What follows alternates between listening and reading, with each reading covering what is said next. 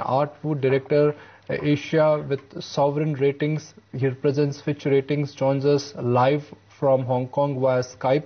Art, good morning. Thank you for joining us. So what do you make of yesterday's communication from Central Bank? Do you think Reserve Bank of India has done a right thing by maintaining a status quo in yesterday's policy?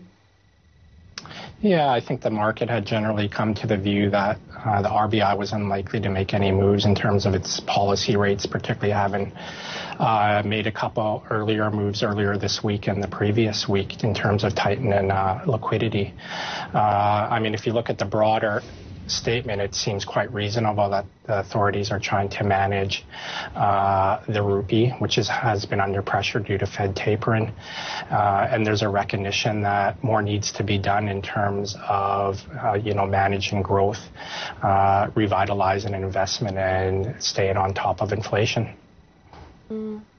Art, what happens to India rating then? Because the RBI is doing whatever best it can to control the rupee volatility, which clearly doesn't seem to be working out. And we just reiterated the macro picture as well.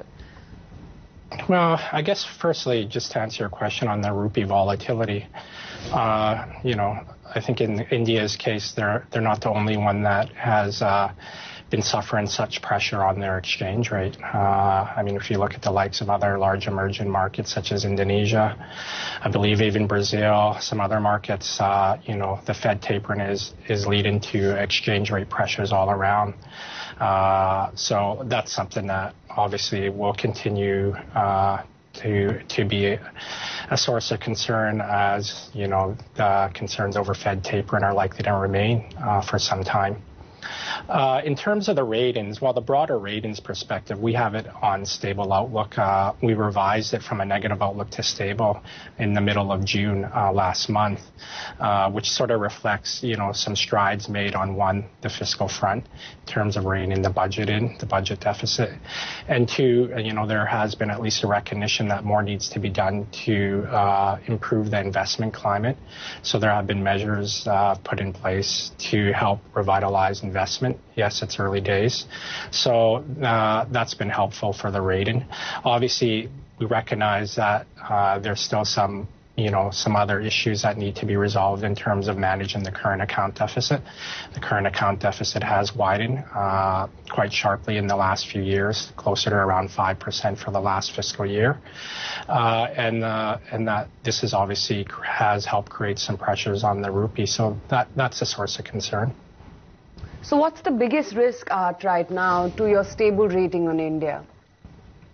I don't think there's per se one big risk. I think there is just, when we look at India's ratings, we're looking across a number of different factors, whether it's the macroeconomic performance, the external finances, structural performances, the structural factors, and the public finances. So I think there's a mix. And as I'd mentioned before, there's been improvements in some areas in terms of that growth seems to have bottomed out, although it has been some sort of setback has probably taken place given recent developments.